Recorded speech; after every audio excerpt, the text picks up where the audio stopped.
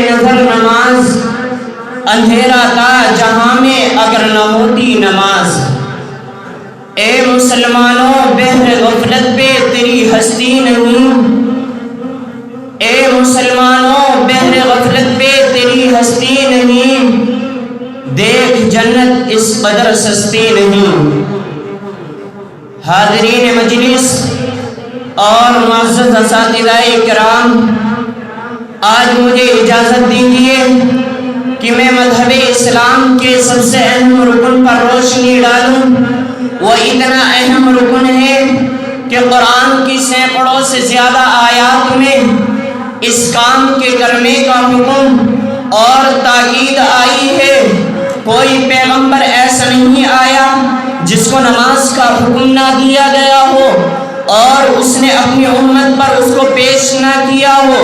حضرت زکریا علیہ السلام کے بارے میں قرآن کہتا ہے فنادتہ الملائکۃ وہو قائم یصلی فی المحراب۔ حضرت موسیٰ اور حضرت ہارون علیہ السلام کو حکم ہوا اقیموا الصلاۃ۔ حضرت شعیب علیہ السلام کی قوم نے ان کو طعنہ دیتے ہوا کہا یا شعیب اصلاۃ تأمرک نترک ما یعبد آباؤنا۔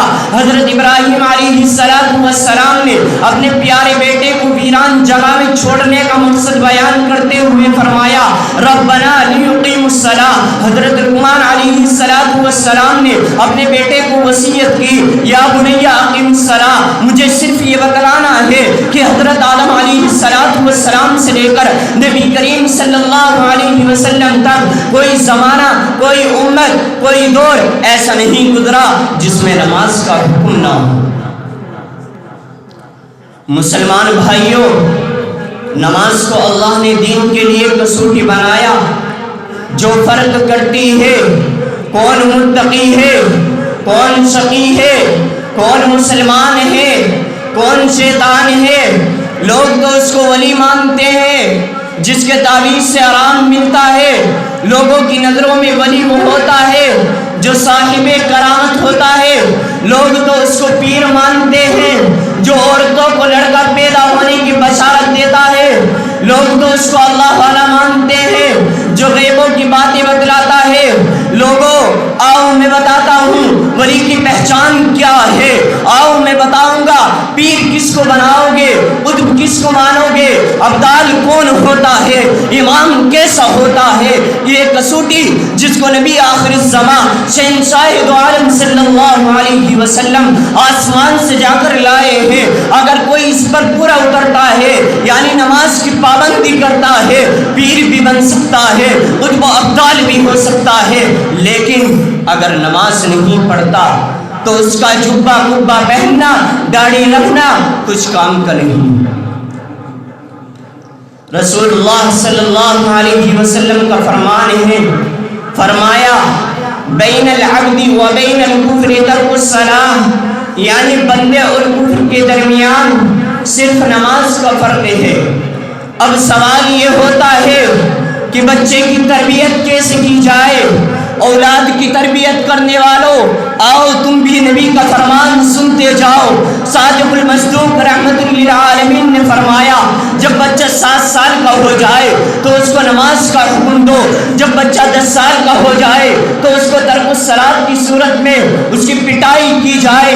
امام سلیمان خطابی جو کہ اپنے وقت کے جلیل القدر عالم ہے فرماتے ہیں یہ حدیث اس بات پر دلالت کرتی ہے کہ اگر بچہ اس حال میں بالغ ہو کہ وہ نماز نہیں پڑھتا تو اس کے خطرناک نتائج برآمد ہوں گے۔ آج کے دور میں پہلے تو بچے کو پیار پیار میں بگاڑ دیتے ہیں، بعد میں شکایت کرتے پھرتے ہیں۔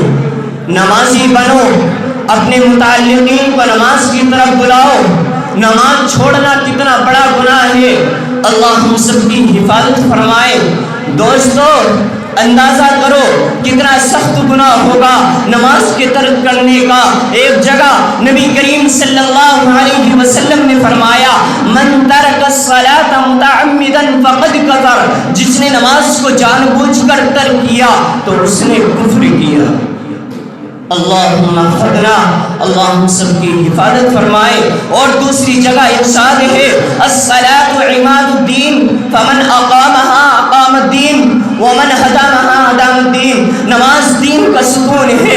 جس نے اس کو قائم رکھا اس نے دین کو قائم رکھا، جس نے اس کو گرا دیا اس نے دین کو گرا دیا. اس حدیث کے تحت حضرت ابراہیم نخعی رحمۃ اللہ علیہ، عبداللہ ابن مبارک رحمۃ اللہ علیہ، اور حضرت اسحاق رحمۃ اللہ علیہ، حضرت احمد بن حنبل رحمۃ اللہ علیہ فرماتے ہیں کہ نماز چھوڑنے والا کافر ہو گیا. امام مالک و امام شافعی، امام محمد علیہ الرحمہ فرماتے ہیں کہ اس کی گردن پر تلوار مار کر قتل کر دیا جائے. ایک جگہ محسن انسانیت صلی اللہ علیہ وسلم نے فرمایا قرۃ عینی فی الصلاۃ، میری آنکھوں کی ٹھنڈک نماز میں ہے. جب کوئی نبی کا امتی نماز میں کھڑا ہوتا ہے تو نبی کریم صلی اللہ علیہ وسلم کی آنکھوں کو ٹھنڈک پہنچاتا ہے، اور جب کوئی شخص نماز کو ترک کرتا ہے تو وہ نبی کو تکلیف پہنچاتا ہے. میں انہیں چند باتوں پر اپنی تقریر ختم کرتا ہوں اس شعر کے ساتھ کہ کس قدر تم پہ گرا نماز کے لیے بیداری ہے، کس قدر تم پہ گرا نماز کے لیے بیداری ہے. ہم سے کب پیار ہے، ہاں نیند تمہیں پیاری ہے. وآخر دعوانا الحمدللہ رب العالمین.